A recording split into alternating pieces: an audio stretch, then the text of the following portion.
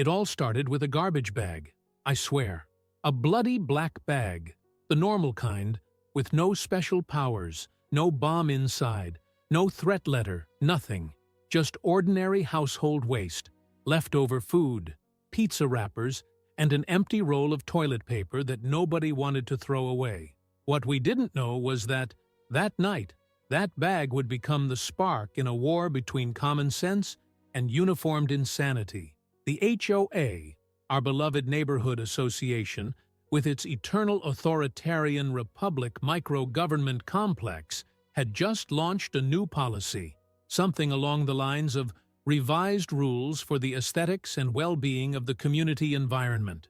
This, translated into normal language, meant now Karen from the board could wake up with the monkey and make up new rules without consultation, voting, or logic. This time, the target was garbage time. The rule said, in big letters on a pastel flyer that they threw in our yard without even folding it properly.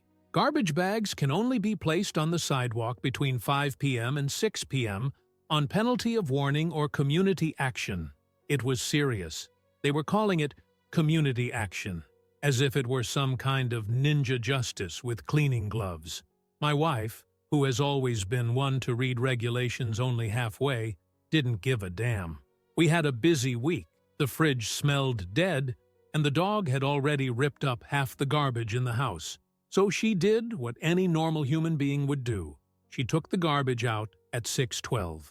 12 minutes after the sacred collection window. 12 minutes.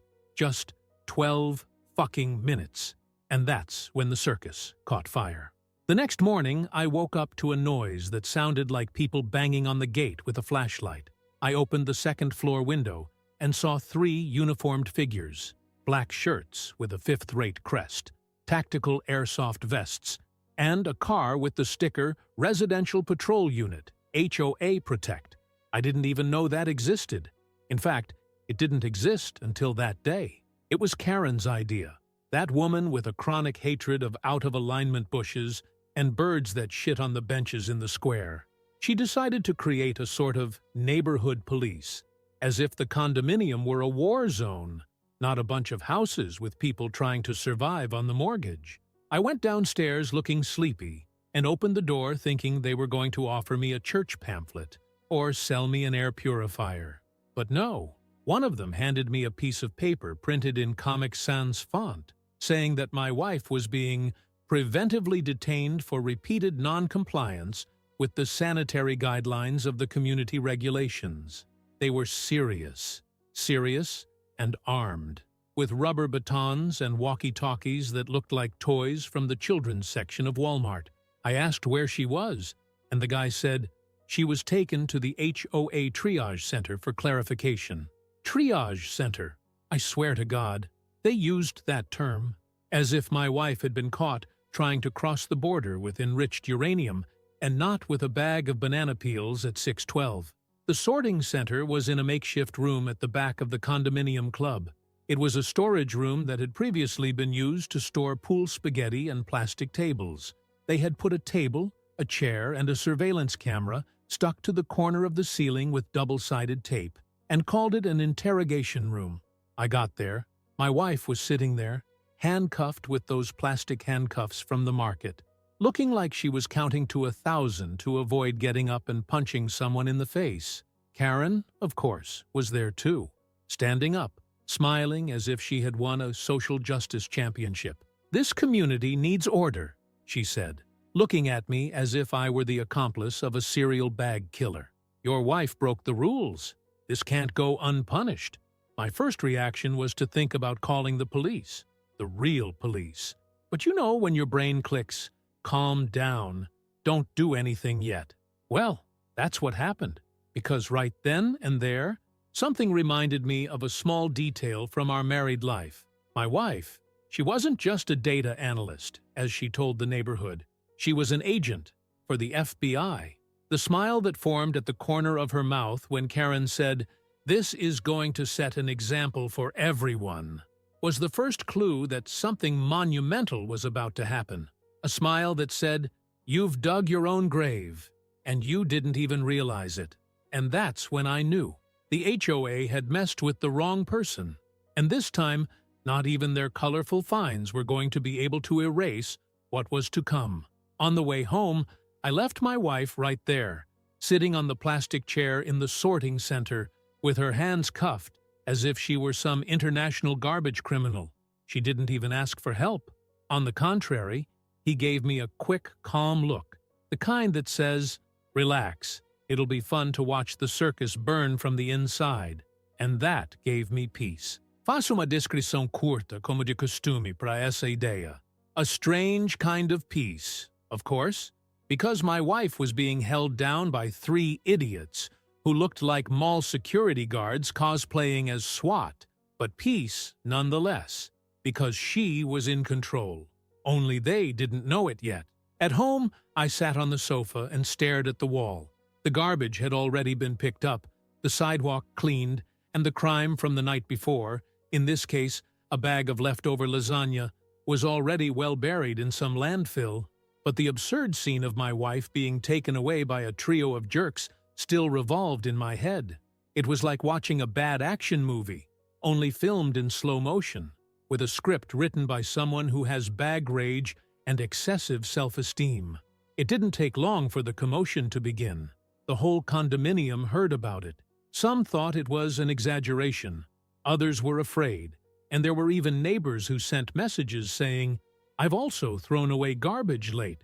Am I going to be arrested?" Hysteria was rife. Karen had created a kind of collective paranoia, turning the simple task of taking out the garbage into a Russian roulette with the risk of symbolic imprisonment. But what nobody knew was that my wife wasn't there for nothing. That house, that neighborhood, that HOA, it was all part of a larger investigation. She had been suspecting for months that something in that condominium smelled more rotten than the bags picked up too late. And it wasn't the garbage, it was the money. The HOA, under the woman's command, had been implementing increasingly bizarre fees. Excess shade fee, night plant noise fee. Yes, they charged if your plants made noise in the wind, and even a monthly charge for invisible maintenance of collective harmony. This was in addition to small administrative fees for absolutely everything, even for leaving your bicycle leaning on the balcony. And the money from these fees? Nobody knew exactly where it went. The association's cashier was never presented. The accounts were kept by one of Karen's cousins who lived in another state and only appeared on Zoom with a shaky image and a squeaky microphone. Once a month, the woman held a community meeting that sounded more like a motivational lecture from a pyramid sect. All she did was serve grape juice and promise access to paradise with freshly cut grass. That's when my wife was assigned to investigate. She went undercover as a resident, using a discreet profile. She pretended to be just another bored wife with a penchant for planting herbs on the balcony and participating in reading groups for books that nobody actually reads. Meanwhile, she collected data, recorded meetings, monitored suspicious transactions, and put together a dossier that would make any corrupt person shudder just to read the table of contents. Her arrest was just the trigger. The next day, at dawn, the neighborhood was filled with an eerie silence, the kind that announces that something big is about to happen. Even the birds seemed to have decided not to sing. Karen was very proud, posting in the HOA group, "Discipline has begun. Now everyone will respect the timetable." She received virtual hearts and claps from half a dozen residents who seemed mesmerized. At 10 a.m. sharp, 3 black cars entered the main street. No noise, no sirens, new tires, dark windows, the kind of car you only see in movies or when the government decides to knock on your door. They stopped in front of Karen's house. 6 agents got out, discreet, objective, with the look of someone who knows exactly what they're doing. One of them was carrying a briefcase, another, a briefcase with electronic equipment. The last, a warrant. They didn't have to force anything. The door opened before the 3rd ring. The woman appeared with her hair up and wearing an HOA shirt as if it were another glorious morning of autocracy. What she saw was one of the greatest public shames in the history of the condominium. We're here with a search and seizure warrant on suspicion of fraud, misuse of community funds, and practicing private militia without legal authorization. Her face? Impossible to describe precisely. A mixture of fright, denial, and the indignation of someone who never imagined that one day she would be caught in the web of absurd rules she had created. She tried to argue. She tried to smile. She tried to say that this must be a misunderstanding, but to no avail. One of the agents held up the golden FBI badge, and it was as if he had switched off her brain with an invisible button. Meanwhile, my wife left the makeshift HOA headquarters, where she had been detained, smiling like someone returning from a refreshing spiritual retreat. She had removed the plastic handcuffs herself, because, of course, not even the bastards knew how to do that properly. She walked up to the agents, exchanged a few words with one of them, and pointed to the association's office. They came in and started picking up documents, computers, external hard drives, an old printer, and even a pink flash drive with glitter on it that read, "May Fees." Every object that came out seemed to carry a piece of the HOA's fake authority down the drain. The neighborhood? Standing quietly, looking out the windows, a few ladies with interrupted bingo faces, a couple trying to film with their hidden cell phones, children laughing without knowing why, and in the middle of it all, my wife, with a discreet smile, as if it were just another Wednesday. The operation lasted 2 hours. In the end, the woman was taken to the nearest federal police station to make a statement.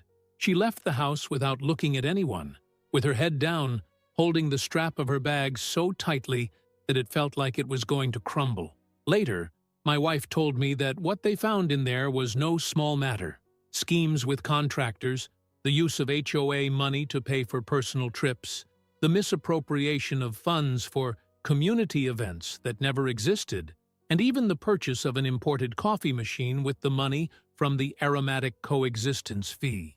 And to think it all started with a bag of garbage. 12 minutes off the clock. 12 minutes that put an end to a small dictatorship and revealed what was really rotting in that community. And it wasn't the garbage. In the days following the fall of the condo queen, the neighborhood looked like a post-war place. Not literally, of course. The fences were still up, the gardens were still perfectly trimmed, and the dumpsters, now curfew-free, were happier than ever. But there was an emptiness in the air, an awkward silence.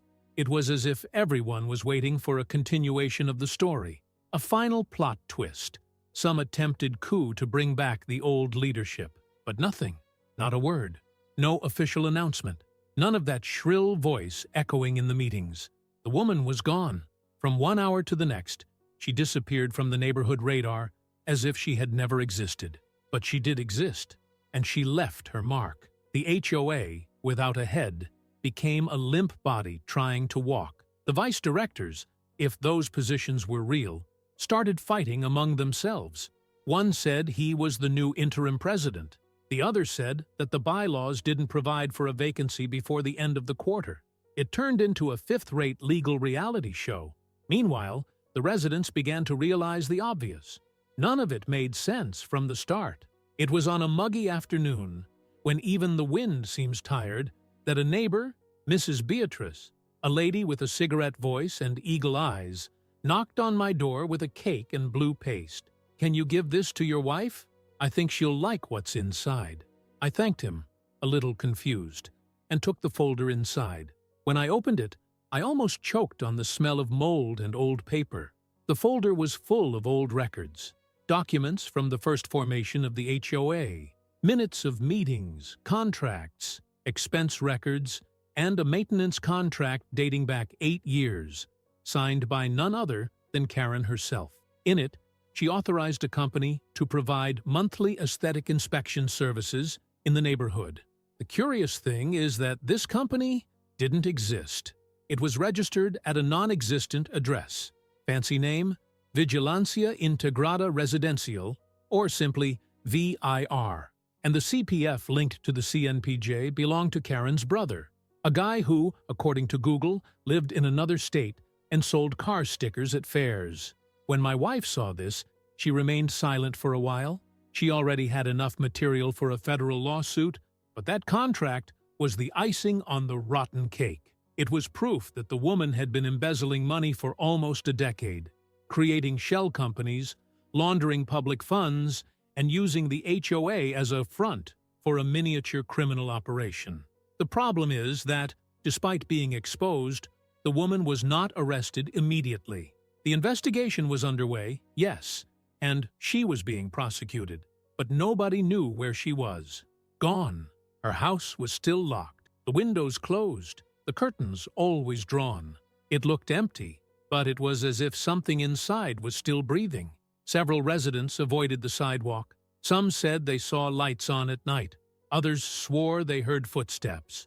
The folklore grew quickly. "Karen is still with us," people said on the WhatsApp group, mixing debauchery and real fear. And it was precisely because of this mixture of humor and paranoia that my wife decided to act. Undercover, of course. She was no longer just an investigator in that neighborhood. She was now a neighbor, and the role had to be maintained. But she had a flea behind her ear. Karen wasn't the type to accept defeat easily, much less the type who would abandon a throne, however false, without trying to reclaim it. The confirmation came one Sunday. We were on the balcony drinking coffee when a strange car pulled up across the street. A dark SUV, license plates covered in mud, tinted windows. Nothing that would have attracted attention if it hadn't been for the fact that it stood there for over an hour. Nobody got out. Nobody got out. Nothing. Just the engine running, the air conditioning probably working, and the silence. When my wife took out her cell phone and pointed to write down the license plate, the car started and disappeared. She didn't say anything. She just got in, sat down at the computer, accessed a password-protected database, and started cross-referencing information. The vehicle's registration, even with the license plate covered, matched the history of a rental car in the name of a former HOA employee, one of the three men who had helped arrest her with plastic handcuffs weeks before. The guy, who had disappeared until then, now reappeared hanging around the neighborhood. Later that day, another neighbor, Mr. Lewis, the paranoid pensioner who monitors everything on camera, showed the security footage. The car had passed through several streets, always slowly, as if it were mapping something. And worse, the night before, the same SUV had stopped on the corner of my street for about 20 minutes. Lights off, engine off, they were watching, again. And that's when my wife made her decision. She contacted her team, she requested surveillance, and she activated the protocol she called a special farewell package.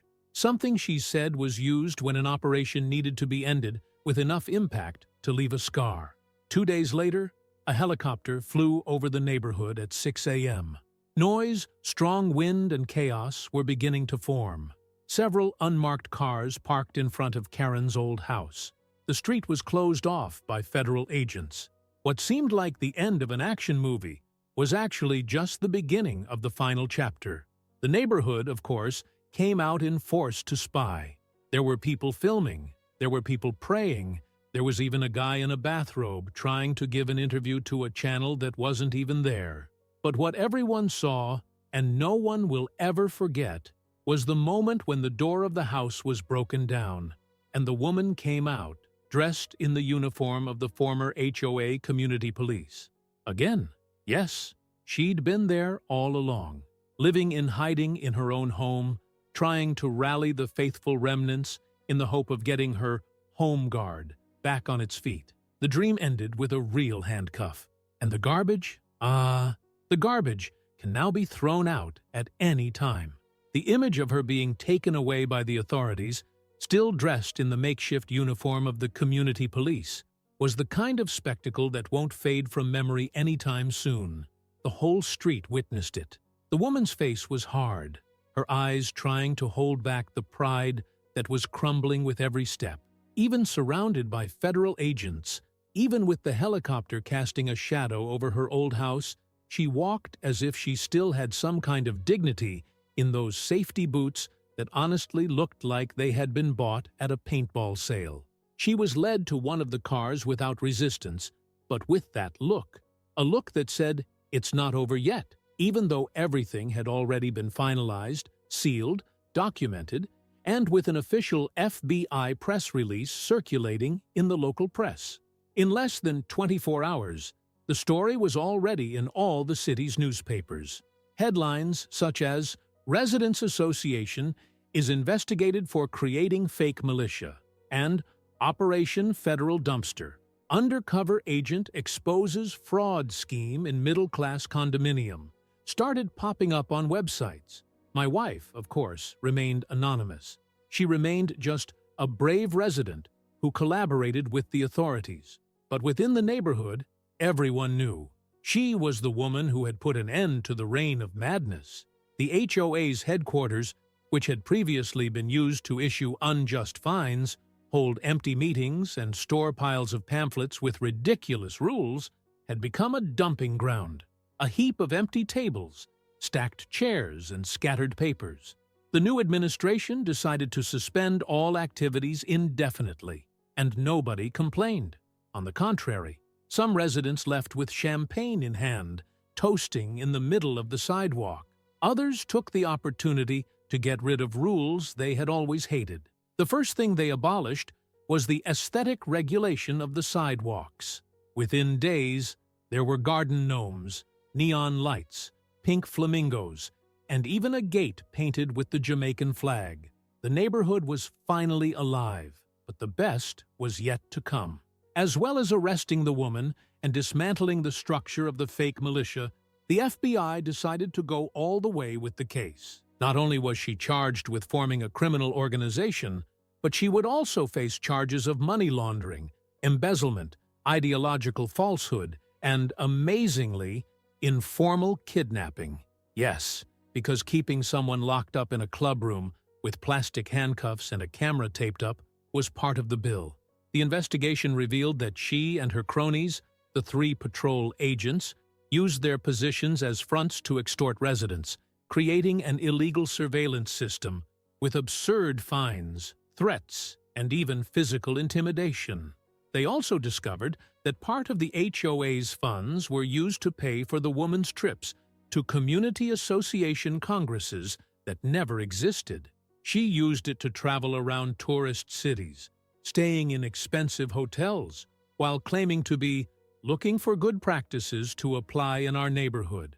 All of this was documented, with receipts, cold invoices, and a corporate card issued by the HOA itself, which, by the way, she herself authorized.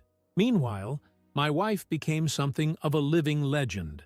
Neighbors passed her and smiled. Some even applauded. There was one who sent flowers with a card saying, "Thank you for giving me back the freedom to plant coconut trees." An exaggeration, of course, but the sentiment was real. The woman had saved the neighborhood from becoming a totalitarian microstate governed by aesthetic rules and recycled paranoia. The press, hungry for bizarre stories with twists and turns, tried to find out who the undercover agent was, but she always refused interviews. All she said was that it was a question of duty and timing. The timing, in this case, began with a garbage bag placed 12 minutes late. And what about that detail? Well, one day, in a late afternoon conversation on the balcony, I asked, "You put that garbage out on purpose, didn't you?" She just smiled, stirring her coffee. A small, corner-of-the-mouth smile, with a silence that said more than any answer. It was on that day that I realized that perhaps everything had been calculated to the millimeter. The delay in the garbage, the woman's response, the impromptu arrest, the way she remained calm the whole time. It was almost as if my wife had deliberately provoked the system to make it reveal itself, as if she knew Karen was going to fall right into the trap. The condominium returned to normal, or rather, found a new normal. One where people could go out in whatever clothes they wanted, paint their houses whatever color they liked, and take out the garbage when it was most convenient. Community meetings were held in a barbecue and beer atmosphere, with no leaflets, no threats, no obsession with absolute control. Even old people started flying kites with their grandchildren without fear of being fined for disruptive visual activity. After months of being empty, Karen's old house was put up for sale. They say a young couple from abroad bought it, unaware of the fame. On the first weekend, they put up a sign in the garden saying, "Only birds are allowed here." It became a joke in the group, but the truth is that now no one cares about rains, patrols, or micro-dictators. The neighborhood has survived, and it has learned. As for my wife, after everything calmed down, she was given a new mission, new disguise, new address, new community. She says her next target is a vertical condominium unionist who demands that everyone wear pink slippers in the corridors. We laugh together, and while she's packing, she leaves a note nailed to the fridge, just in case. Rubbish. You can throw it out whenever you want, but if anyone's missing, call me. And that's how this story ends, with freedom, hot coffee, and the sound of garbage cans being opened without fear. Because when justice is done, even the garbage seems lighter. And if you liked this video, don't forget to leave a comment and a like.